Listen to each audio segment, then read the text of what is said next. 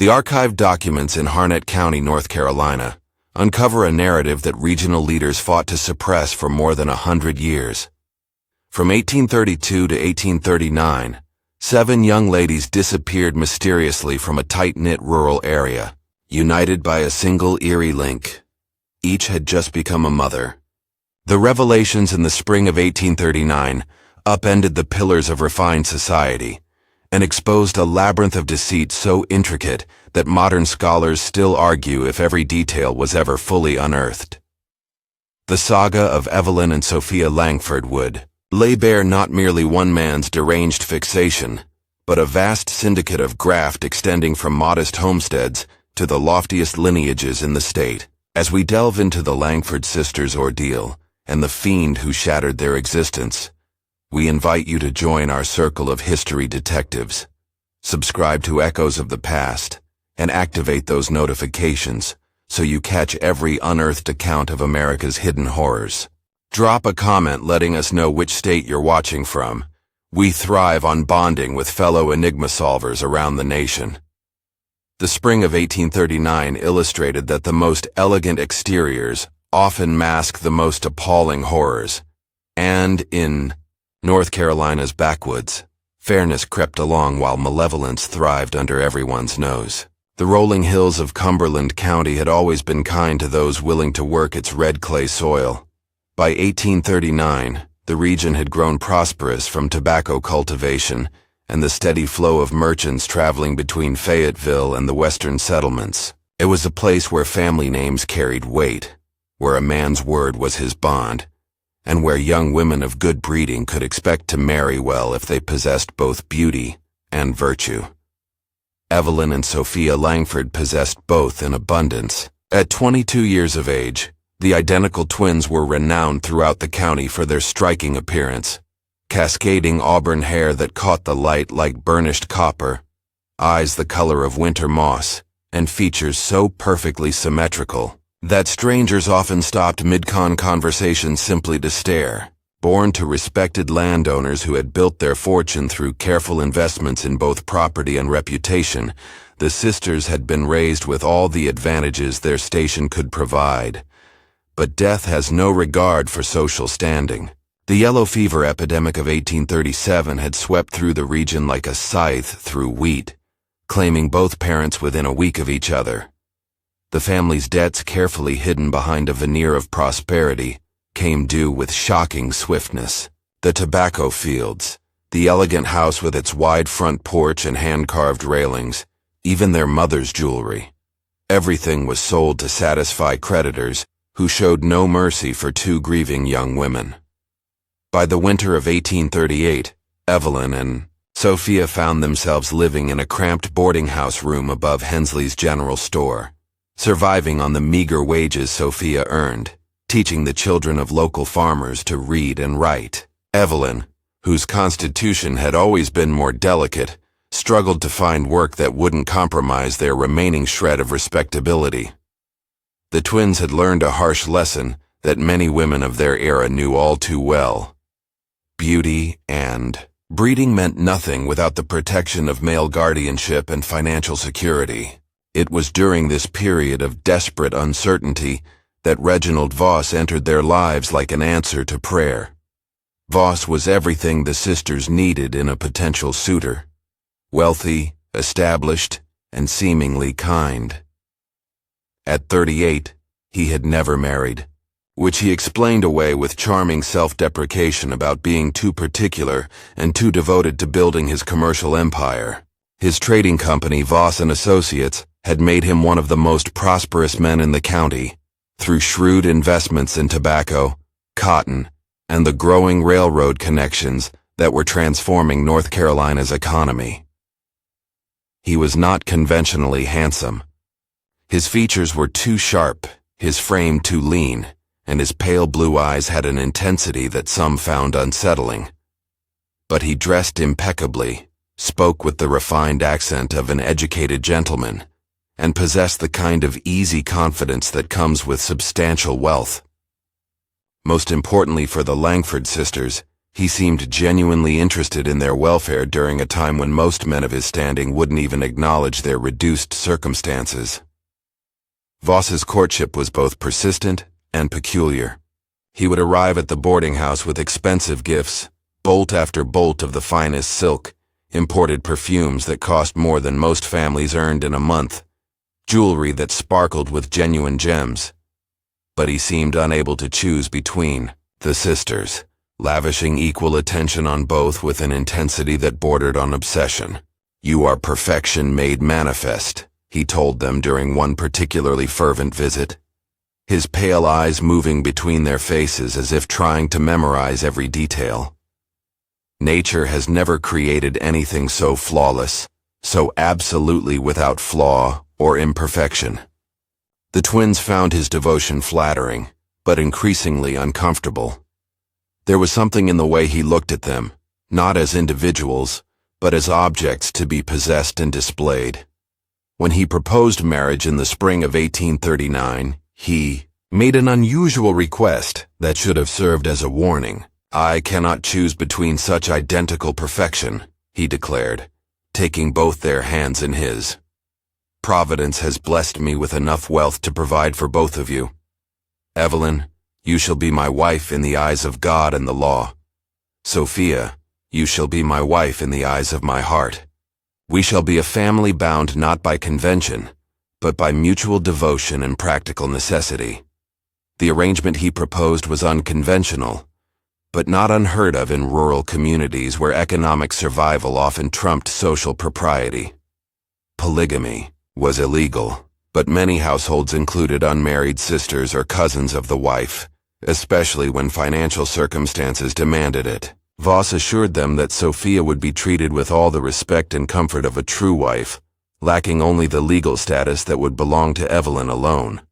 For two women facing destitution, the offer seemed like a miracle. They would live in comfort at Voss's expansive estate, Oak Ridge, with its 40-room mansion and sprawling grounds. They would want for nothing, and perhaps most importantly, they would remain together during uncertain times.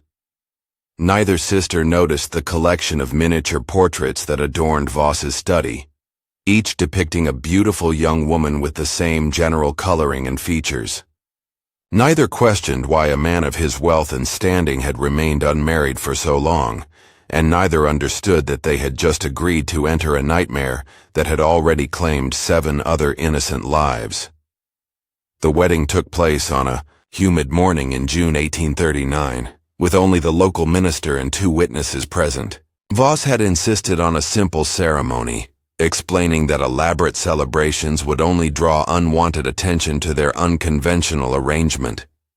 The ceremony itself felt rushed and strangely impersonal, with Voss reciting his vows while staring at some point just beyond Evelyn's shoulder, as if he were addressing someone who wasn't quite there. Oak Ridge proved to be even more magnificent than the sisters had imagined. Built in the federal style with soaring columns and intricate millwork, the mansion sat on a rise overlooking thousands of acres of productive farmland. The interior was furnished with pieces imported from Europe, mahogany furniture that gleamed like dark mirrors, Persian carpets that felt like silk beneath their feet, and crystal chandeliers that cast rainbow fragments across walls covered in hand-painted silk wallpaper. But for all its grandeur, Oak Ridge felt oddly impersonal. The rooms were beautifully appointed, but sterile, as if they were designed to be admired rather than lived in. There were no family portraits, no personal mementos, nothing that spoke of the man who supposedly called this place home. Even Voss's own bedroom was spartanly furnished, containing only the essentials and nothing that might reveal his personality or history. The household staff consisted of an elderly housekeeper named Mrs. Callahan, whose Irish accent was so thick the sisters often struggled to understand her, and 2 young maids who seemed perpetually nervous and rarely spoke above a whisper. There was also a groundskeeper named Elias, who lived in a cottage near the stables and communicated primarily through nods and gestures.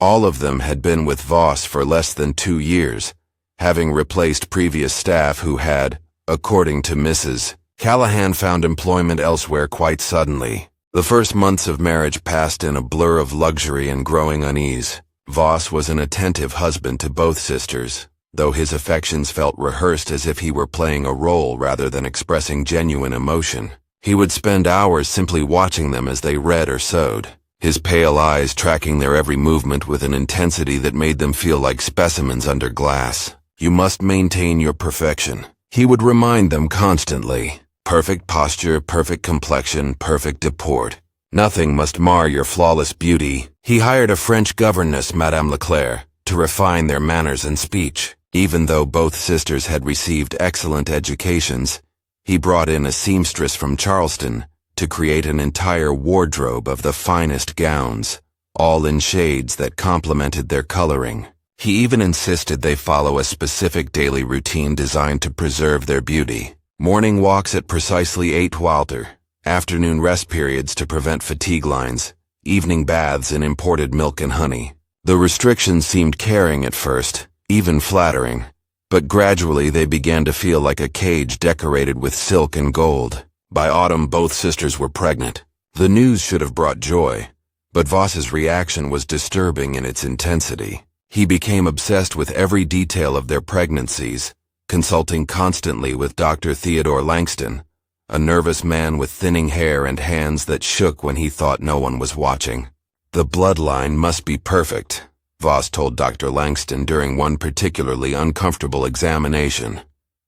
"Any deviation, any imperfection cannot be tolerated."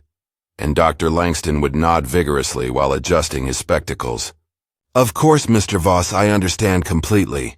Everything will be managed appropriately." As their pregnancies progressed, the sisters began to notice disturbing details about their new home. Evelyn discovered a locked room on the 3rd floor that Mrs. Callahan claimed was just storage. "Nothing to concern yourself with." Sophia found gardening tools in the carriage house that were caked with what looked suspiciously like dried blood, though Elias claimed they were used for slaughtering livestock, despite the fact that Oak Ridge kept no animals other than horses. More troubling still were the dreams that began to plague both sisters. Nightmares of crying babies that seemed to come from within the walls themselves, of women calling for help from somewhere deep beneath the house. They would wake gasping and reach for each other across the space between their beds, finding comfort in the knowledge that they were experiencing the same disturbing visions. "It's just our condition making us nervous," Evelyn would whisper, though her voice lacked conviction. Of course, Sophia would agree, though she clutched her sister's hand like a lifeline. But the dreams weren't the worst part. The worst part was the growing certainty that they were being watched constantly, not just by Voss, but by unseen eyes that seemed to peer at them from every shadow. The worst part was the realization that the magnificent rooms of Oak Ridge echoed strangely, as if there were spaces behind the walls where sound could travel freely. The worst part was the slowly dawning understanding that their husband's obsession with their perfection wasn't love. It was something far darker and more dangerous. On a cold December evening, as both sisters entered their final month of pregnancy, Sophia made a discovery that would change everything. While exploring the library in search of something to read, she accidentally triggered a hidden mechanism behind one of the bookcases. The panel swung inward, revealing a narrow staircase that descended into darkness. Against every instinct for self-preservation, she lit a candle and began to descend. The stairs led to a cellar room that had been carved from the red clay beneath the house. And there, arranged on wooden shelves like trophies in a hunter's den, were the personal belongings of women who should have been alive, but were nowhere to be found. A wedding dress of cream-colored silk, carefully preserved and smelling faintly of lavender. A pair of silver hairbrushes engraved with the initials AW. A leather journal filled with a woman's delicate handwriting, the entries ending abruptly in mid-sentence. A music box that played a haunting melody when wound, its tiny dancing figure wearing a gown identical to the one on the shelf. Item after item, belonging after belonging, each one telling the story of a life that had been carefully erased. As Sophia's candle flickered in the damp air, she counted 7 distinct collections, 7 sets of personal effects that represented 7 women who had vanished from the world as completely as if they had never existed. At the far end of the room, Scratched into the clay wall with what must have been fingernails were names and dates. Abigail Weston, 1832.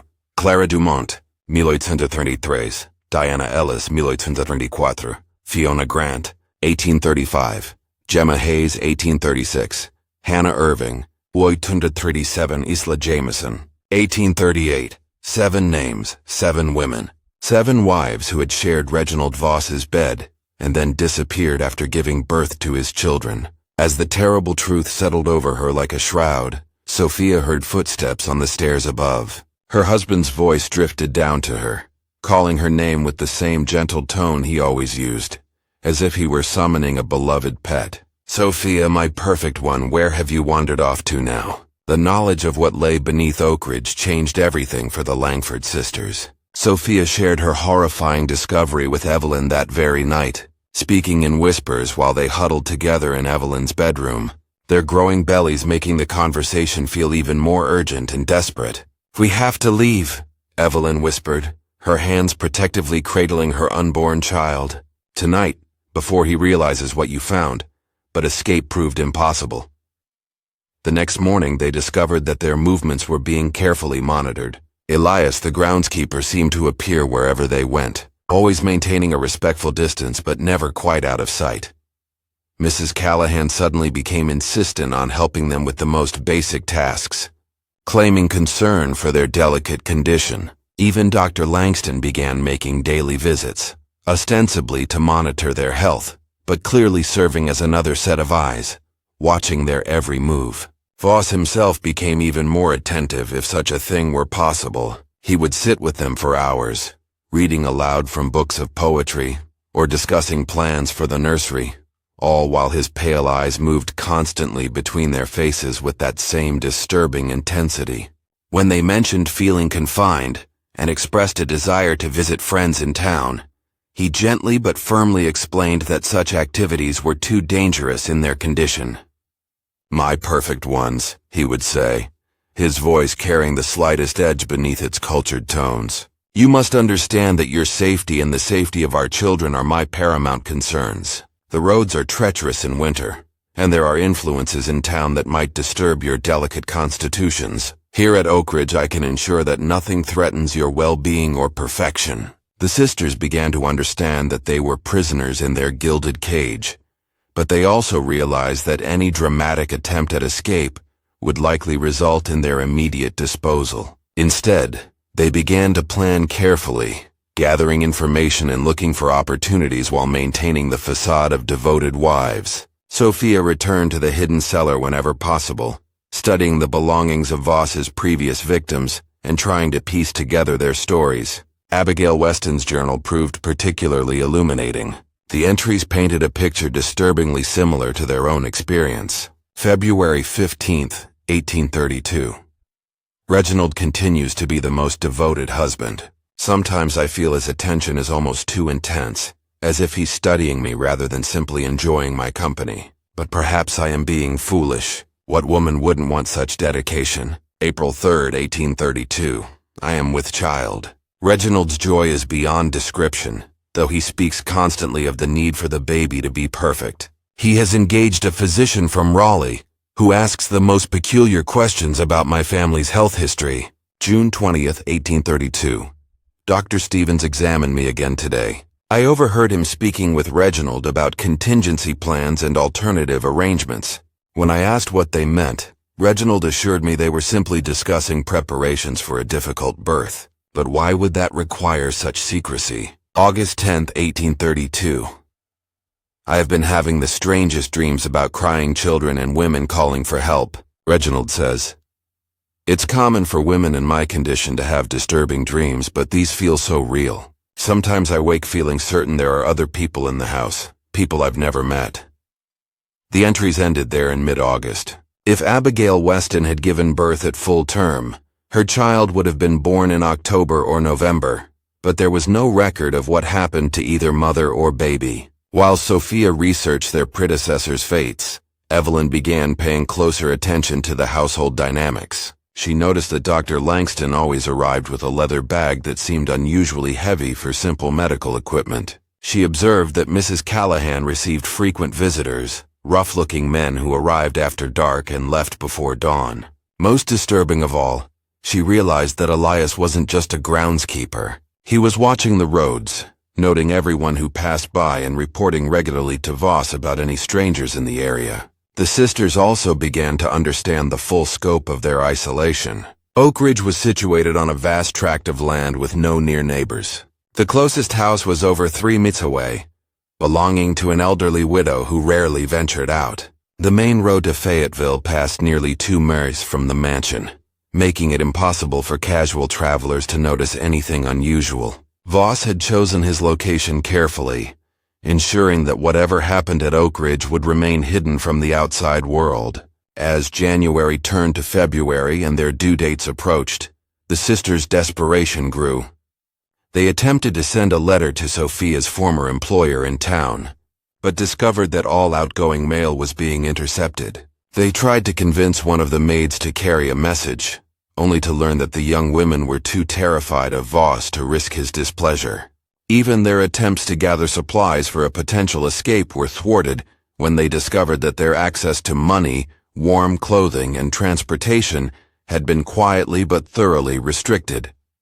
It became clear that Voss's control over Oak Ridge was absolute. He had created a perfect prison where his victims could be kept comfortable and compliant until they had served their purpose. The luxury that had initially seemed like generosity was revealed to be a sophisticated trap designed to make escape seem not just difficult, but unthinkable. The breaking point came on a bitter February night when Evelyn went into labor 3 weeks early. As her contractions intensified, she was moved to a specially prepared room that the sisters had never seen before, a sterile whitewashed chamber in the mansion's east wing that looked more like a hospital than a bedroom.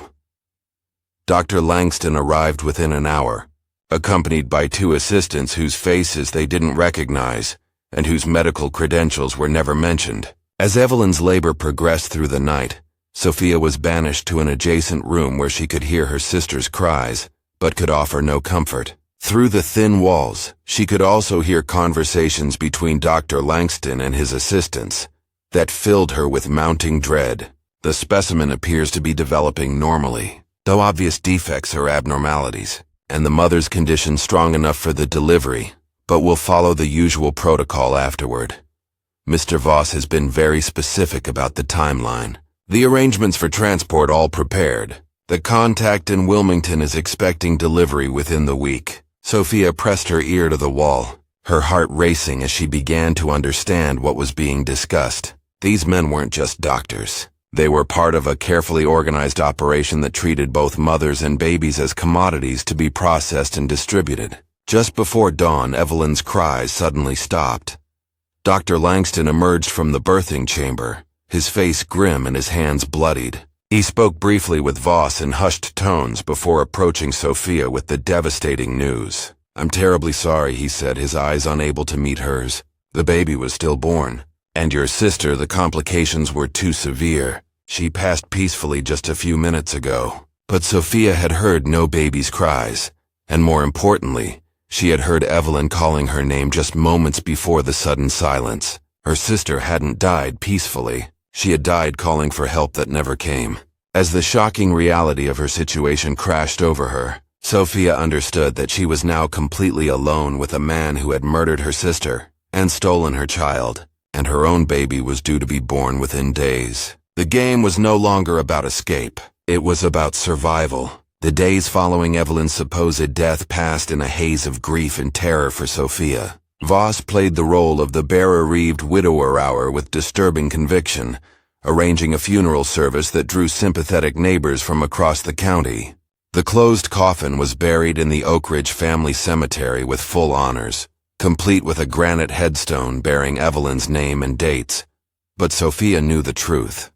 Late at night, when the house was supposedly asleep, she could hear sounds from the cellar that no amount of grief could explain away. Muffled voices, footsteps, and most horrifying of all, the distant sound of an infant crying. Her sister's baby was alive, and quite possibly so was Evelyn herself. The realization that Voss was keeping his victims alive, at least temporarily, added new dimensions of horror to her situation. Death, it seemed, was not the immediate fate of his wives. Something far worse awaited them in the depths beneath Oak Ridge. Dr. Langston continued his daily visits, ostensibly to monitor Sophia's health as she grieved and prepared for her own delivery. But his examinations had taken on a clinical detachment that made her skin crawl. He no longer spoke to her as a patient. He observed her like a livestock breeder evaluating breeding stock.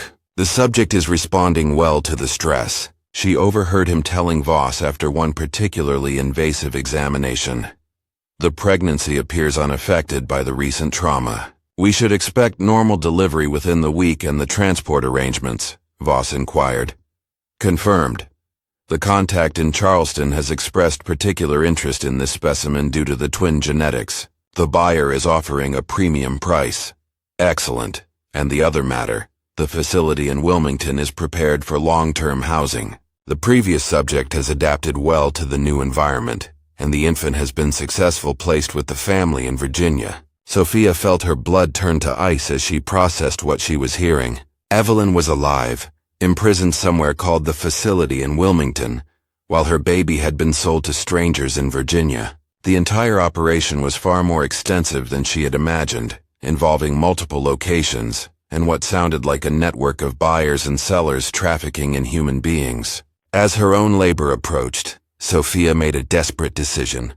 If she couldn't escape before giving birth, she would have to find a way to expose Voss's crimes from within the system. But first, she needed proof that would convince the outside world. Over the next several nights, she began a dangerous campaign of espionage within her own home. Using her knowledge of the house's hidden passages, she explored areas that had previously been off limits, gathering evidence of Voss's operation. In his study, she discovered a ledger book that recorded transactions in a simple but damning code. Specimen AW delivered February 1832. Subject Wilmington, product Richmond, payment $800. Specimen CD delivered March 1833. Subject Charleston, product Savannah, payment $950. Specimen DE delivered January 1834. Subject Norfolk, product Baltimore, payment $100. The pattern was clear and horrifying. Specimen referred to the mothers who were delivered to various locations after giving birth. Product referred to the babies who were sold to buyers in different cities. The payments increased over time, suggesting that Voss's operation was becoming more sophisticated and profitable. Even more damning was a collection of correspondence hidden behind a false back in his desk drawer. Letters from contacts in Charleston, Wilmington, Norfolk, and other coastal cities detailed the specific requirements of their clientele. Some buyers wanted children for adoption by wealthy families who couldn't have their own. Others sought young women for purposes that weren't explicitly stated, but could be easily inferred from the coded language. The most chilling discovery was a letter dated just 2 weeks earlier. Reginald, the Charleston buyer, has specifically requested twin stock if available. Premium payment of $2,000 for matched pair in good condition. The Richmond contact has expressed interest in the breeding potential of identical genetics. Advised timeline for next delivery KL. The letter was signed with the initials KL and bore the letterhead of a company called Eastern Seaboard Traders based in Wilmington. Sophia realized that Voss wasn't operating alone. He was part of a regional network that treated human beings as livestock to be bred, bought, and sold. As she photographed the documents with a small camera, she had found among the belongings in the cellar, apparently belonging to one of Voss's previous victims, who had tried to gather similar evidence. Sophia heard footsteps in the hallway outside the study. She quickly returned everything to its proper place and slipped back to her room through the hidden passages, her heart pounding with a mixture of terror and determination. The next morning, she made a calculated decision that would either save her life or end it immediately. During Dr. Langston's daily visit, she confronted him directly about what she had learned. "I know what you're doing," she said quietly, fixing him with a steady gaze that made him visibly uncomfortable. "I know about the facility in Wilmington. I know about the buyers in Charleston and Virginia, and I know my sister is still alive." Dr. Langston's face went white, and his hands began their familiar trembling. For a moment, she thought he might simply deny everything, but instead he glanced nervously toward the door, and then leaned closer to her bedside.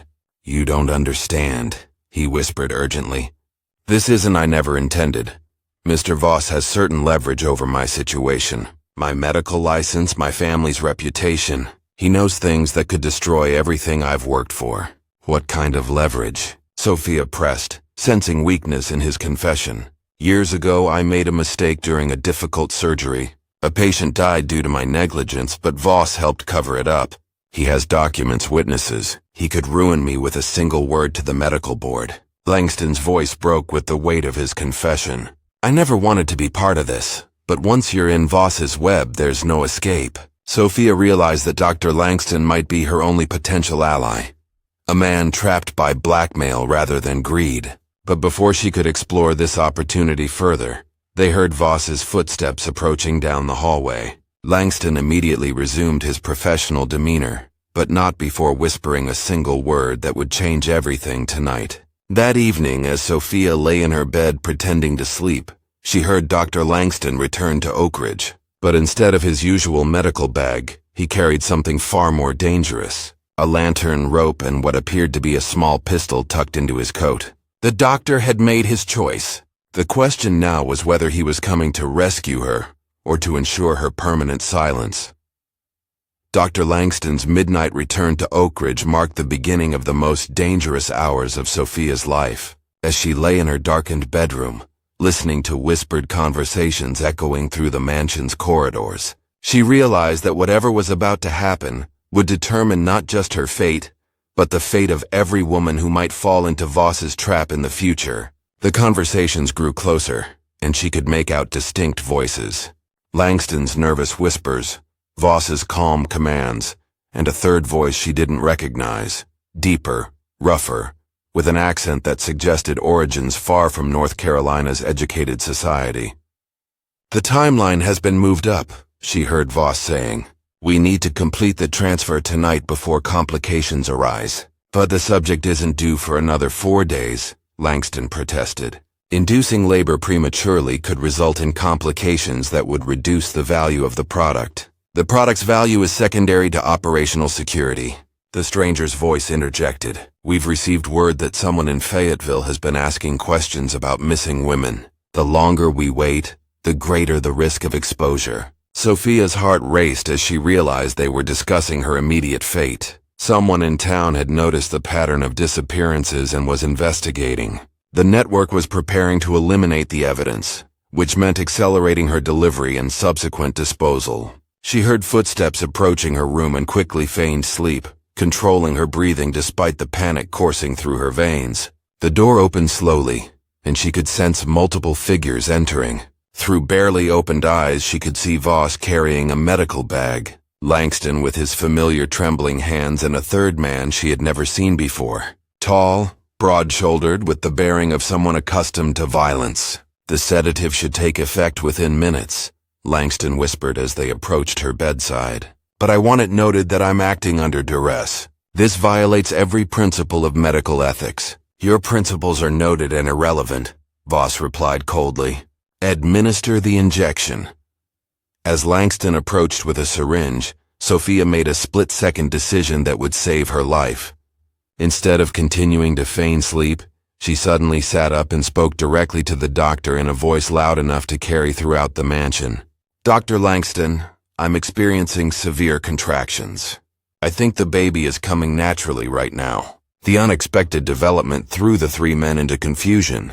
Langston dropped the syringe, which shattered on the wooden floor. Voss's carefully controlled expression cracked, revealing the cold fury beneath his Gentile facade. The stranger reached inside his coat, presumably for a weapon, but hesitated when Sophia cried out again in apparent agony. "The labor appears to be genuine," Langston said after a hasty examination, his medical training overriding his fear. "The contractions are regular and strong. We may not need to induce after all." What none of them realized was that Sophia had been secretly timing false contractions for hours, preparing for exactly this moment.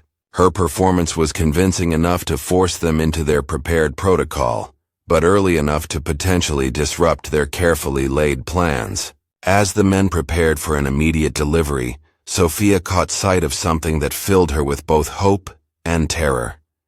Through her bedroom window, she could see lights moving along the main road. Multiple torches or lanterns approaching Oak Ridge in the pre-dawn darkness. Someone was coming, and given the hour and the number of lights, it wasn't a social call. Voss noticed the lights at the same moment. His face went pale and he turned to the stranger with barely controlled panic. "How much time do we have?" he demanded. "Maybe 30 minutes before they reach the house," the man replied, peering through the curtains. "Looks like a sheriff's party. Maybe 6 or 8 men. Someone must have talked." The revelation that law enforcement was approaching Oak Ridge transformed the entire dynamic. Voss's operation, so carefully concealed for years, was finally facing exposure. But instead of surrender, he chose escalation. "Prepare the emergency protocol," he ordered the stranger. "Langston, you have 15 minutes to complete the delivery. After that, we implement complete containment." Sophia didn't need to ask what complete containment meant. They were planning to eliminate all evidence of their crimes, which undoubtedly included killing her, her unborn child, and anyone else who could testify against them. As Langston reluctantly began preparing for a forced delivery, Sophia noticed that Mrs. Callahan had appeared in the doorway. The elderly housekeeper's face was streaked with tears, and she was wringing her hands in obvious distress. "Mr. Voss," she said in her thick Irish accent, "I cannot be part of this anymore. That girl is barely more than a child herself, and what you're planning, it's murder, plain and simple." "Your conscience is noted, Mrs. Callahan," Voss replied without looking at her. "But you'll continue following orders or you'll join the subjects in Wilmington. The choice is yours." The threat against Mrs. Callahan revealed another layer of Voss's control. Even his household staff were prisoners, kept in line through fear and threats against their own safety. But it also suggested that the housekeeper might be an unexpected ally if Sophia could find a way to communicate with her. As the approaching lights grew brighter and the sounds of horses became audible, the tension in the room reached a breaking point. Langston's hands were shaking so badly he could barely hold his instruments. The stranger was positioning himself near the window with his weapon drawn. Voss was pacing like a caged animal, his carefully cultivated refinement finally cracking under pressure. "Dr. Langston," Sophia said, her voice carrying clearly in the tense silence. "Before you proceed, I think you should know that I've already documented everything. The ledger books, the correspondence, the names and dates in the cellar. I've recorded it all. It was a desperate bluff, but it had the intended effect." Langston stopped his preparations and stared at her in shock. Voss spun around, his pale eyes blazing with fury. "What did you say?" he demanded. I said.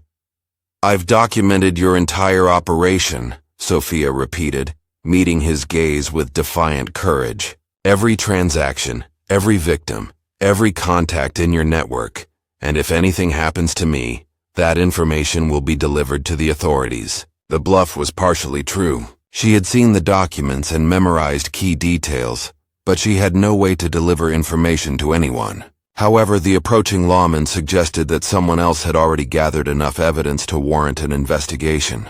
Voss's reaction was swift and violent. He struck her across the face with enough force to knock her back against the pillows, but the blow only strengthened her resolve. "You foolish girl," he snarled, his cultured accent slipping to reveal something far more sinister beneath.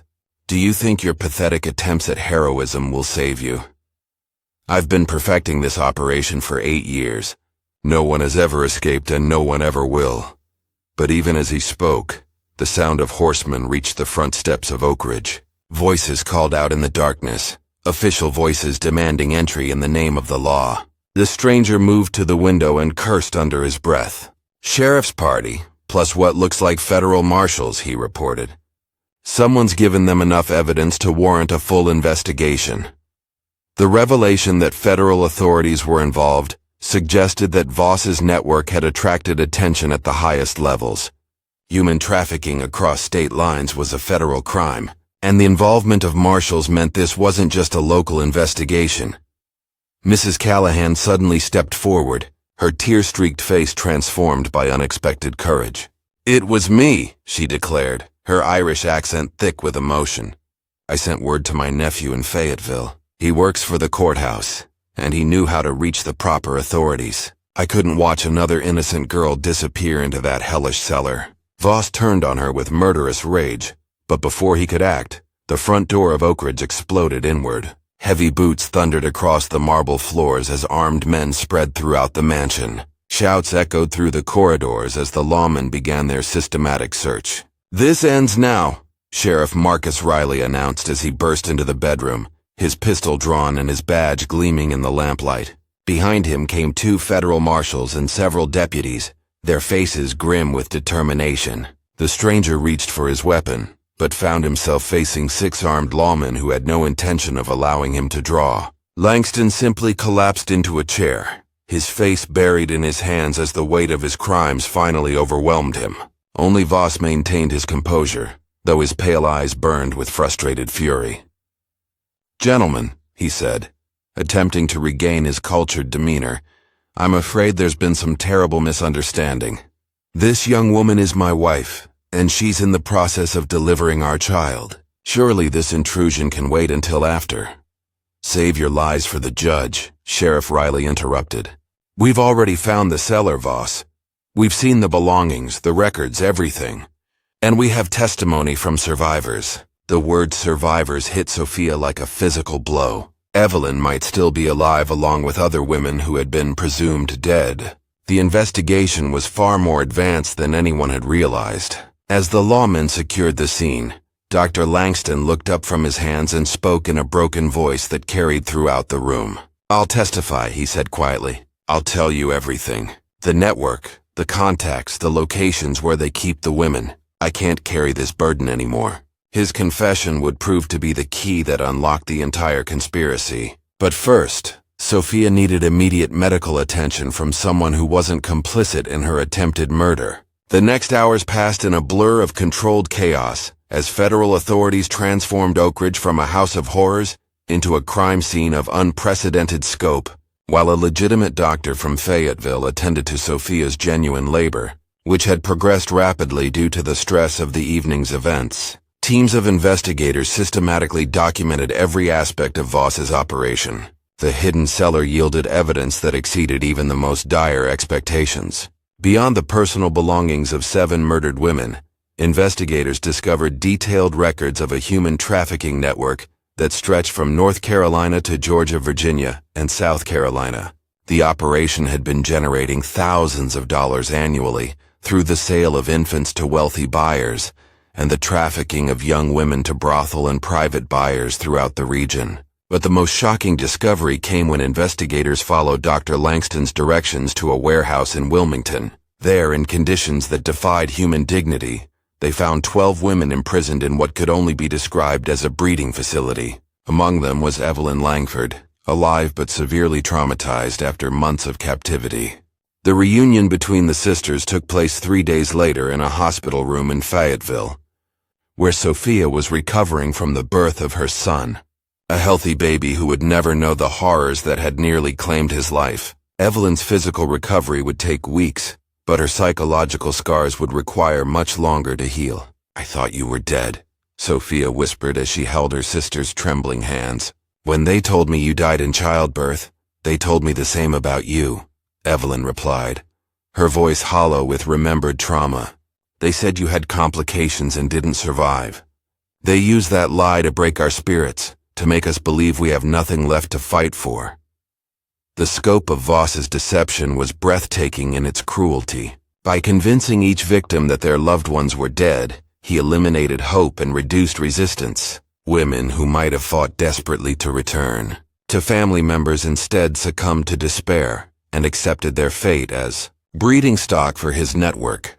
Dr. Langston's testimony revealed the full extent of the operation's sophistication. Voss had established himself as a respectable businessman whose wealth and social standing provided perfect cover for his crimes. He cultivated relationships with corrupt officials who could falsify death certificates and manipulate records. He maintained contacts throughout the region who could transport victims and find buyers for both women and children.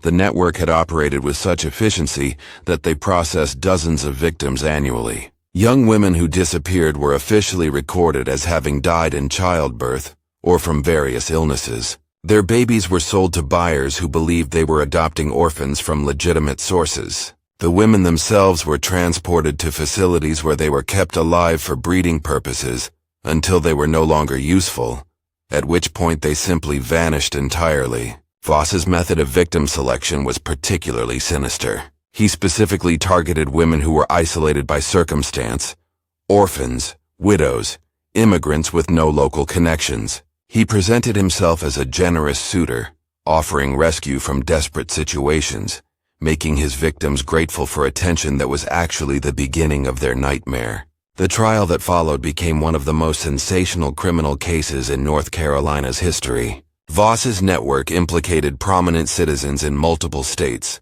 leading to arrests that reached into the highest levels of society. Wealthy buyers who had unknowingly purchased trafficked children faced prosecution for their roles in the conspiracy. Corrupt officials who had falsified records were stripped of their positions and sentenced to prison. Dr. Langston's cooperation with authorities earned him a reduced sentence, but he would spend the rest of his life haunted by his complicity in the deaths and suffering of dozens of innocent people. His detailed testimony provided prosecutors with the evidence needed to dismantle the entire network and ensure that its surviving victims receive justice. Mrs. Callahan's courage in contacting authorities was recognized as the key factor that brought down the operation. Her nephew's connections in the courthouse had provided access to federal marshals who specialized in investigating human trafficking cases. Without her willingness to risk her own safety, Sophia and countless other women would have disappeared without a trace. The warehouse in Wilmington yielded additional horrors that shocked even experienced investigators. Women who had been imprisoned there for years described a systematic program of forced breeding, medical experimentation, and psychological torture designed to break their spirits and make them compliant. Those who resisted were subjected to punishments that often resulted in permanent injury or death. The facility also contained detailed records of buyers throughout the region, including prominent families who had purchased children and wealthy men who had bought women for private use. The network's client list read like a directory of Southern society, revealing that Voss's operation had penetrated the highest levels of respectability. As the investigation expanded, additional facilities were discovered in Charleston, Norfolk, and Savannah. The scope of the network was so extensive that federal authorities estimated it had trafficked hundreds of women and children over the course of nearly a decade. The economic impact alone was staggering. Investigators calculated that the operation had generated over $50,000 in illegal profits, a fortune equivalent to millions in modern currency. Reginald Voss was executed by hanging on December 15, 1840, after being convicted on 17 counts of murder, kidnapping, and human trafficking.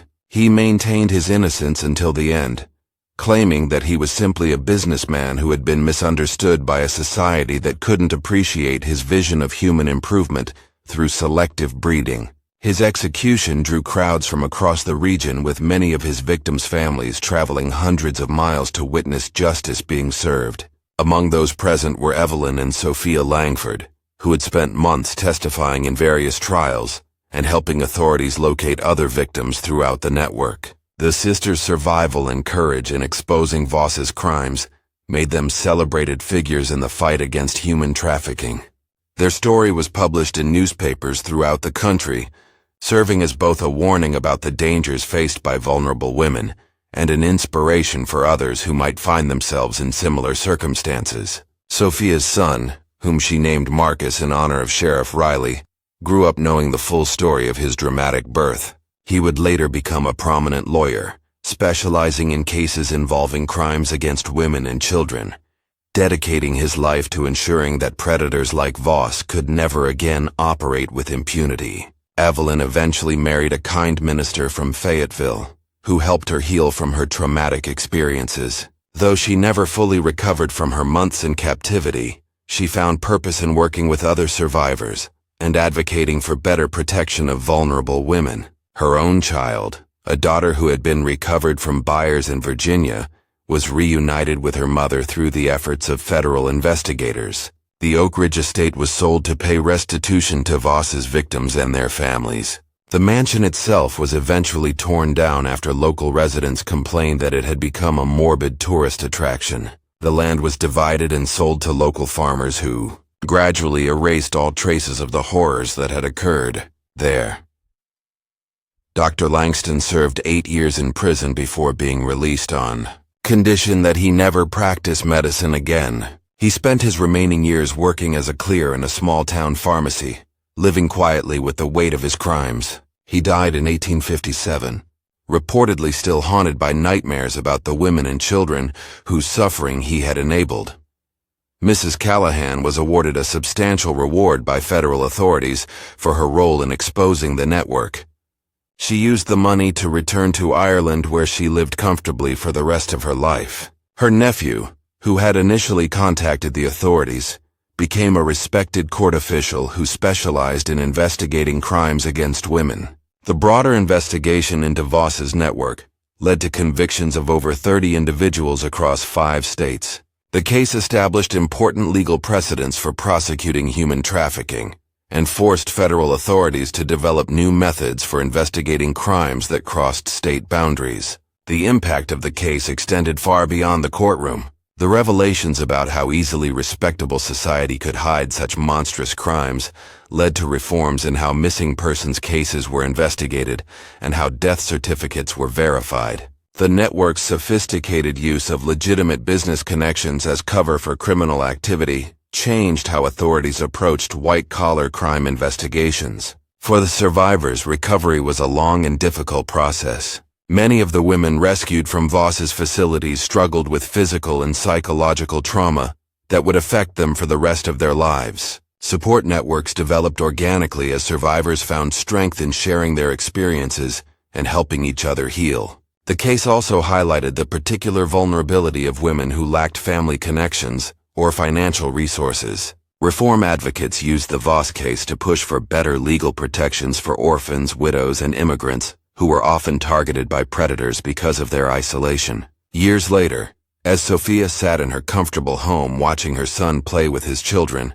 she would often reflect on how easily her story could have ended differently. The courage of one Irish housekeeper, the guilt of one corrupt doctor, and the persistence of federal investigators had combined to save her life and expose a network that might otherwise have continued operating for years. The official records of the case, including detailed testimonies from survivors and documented evidence of the network's operations, were sealed for 50 years to protect the privacy of victims and their families. When they were finally opened to researchers in 1890, they provided historians with unprecedented insight into the hidden crimes that flourished in antebellum American society. But perhaps the most lasting impact of the Voss case was its demonstration that even the most sophisticated criminal enterprises could be brought down by the courage of ordinary people willing to risk everything for justice. Mrs. Callahan's decision to contact authorities, Dr. Langston's eventual cooperation with investigators, and the Langford sisters' determination to survive and expose the truth had combined to save countless lives and deliver justice for the dead. The story of Evelyn and Sophia Langford serves as a reminder that in the darkest corners of American history, human trafficking and exploitation flourished under the protection of wealth, respectability, and social isolation.